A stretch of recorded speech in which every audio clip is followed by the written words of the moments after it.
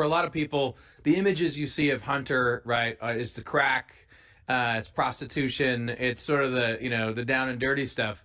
But what gets lost is, the bigger picture. So when you look back and think about this, just go through. I mean, what are the big crimes that are actually being covered up here? Sure. Well, the acronym is FARA, and it stands for Foreign Agent Registration Act. So let's talk about the timeline that Joe Biden begins this period of grace for his son. January 2014.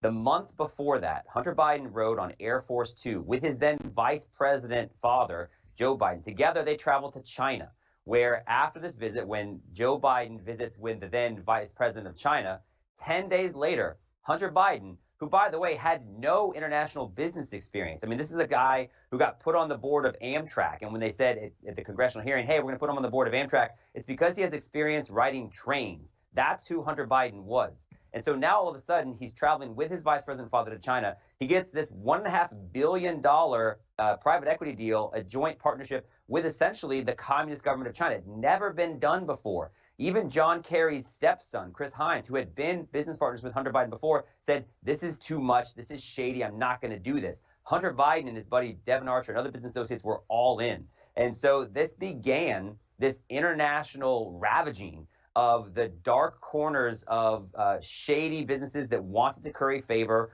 with American political elites. It's called elite capture. Hunter Biden was all too willing to take the meeting and the money. And so whether it's the business dealings in Ukraine, it's the joint venture in China, it's the CEFC, which, by the way, is this Chinese energy company, which also involved Jim Biden.